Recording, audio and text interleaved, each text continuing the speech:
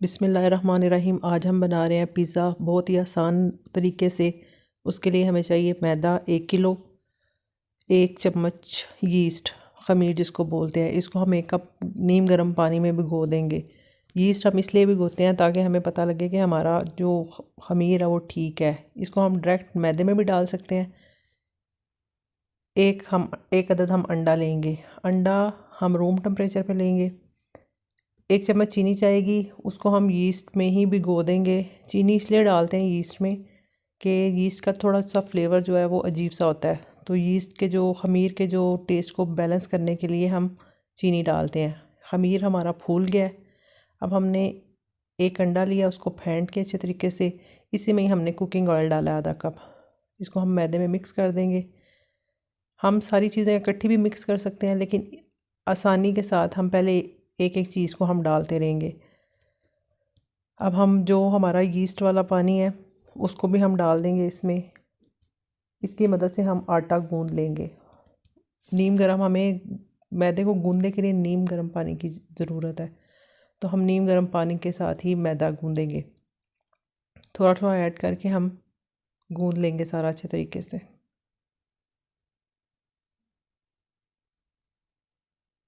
یہ 1 کلو میدا ہے، اس کے تقریباً 4 سے 5 میڈیم سائز کے پیزا گھر پہ ہم ایزیلی بنا سکتے ہیں۔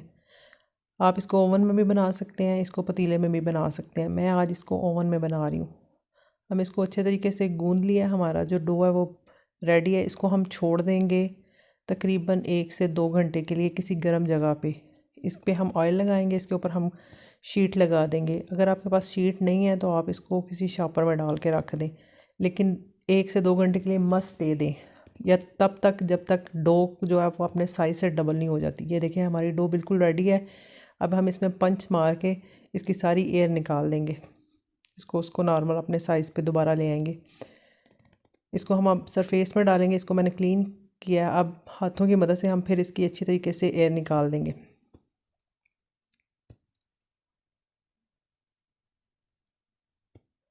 اس کے ہم کر لیں گے پیڑے 4۔ نہ ہماری ڈو سخت ہے، نہ ہماری ڈو نرم ہے۔ ہم اس کو اس کا پیڑا بنائیں گے۔ اس کو ہم بیلیں گے، جتنی آپ کے پاس بیکنگ ٹرے ہے اس حساب سے آپ اس کو بیل لیں۔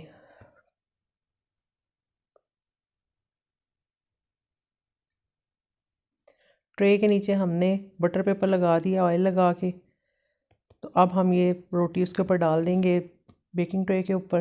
کانٹے کی مدد سے ہم اس میں سوراخ کر لیں گے۔ یہ سوراخ اس لیے کیے جاتے ہیں کہ ڈو ہماری پھولے نہ، اور یہ کہ اندر تک پک جائے۔ یہ پیزا سوس ہے، اس کو اچھے طریقے سے ہم 2 سے 3 ٹیبل سپون ہم اس کے اوپر ڈال کے اس کو اچھے طریقے سے پھیلا لیں گے اپنی ڈو کے اوپر۔ چکن کو ہم نے چکن ٹکا مسالہ لگا کے تھوڑا سا دہی لگا کے رکھ دیا تھا، پھر اسی میں ہی ہم نے اس کو پکا لیا ہے۔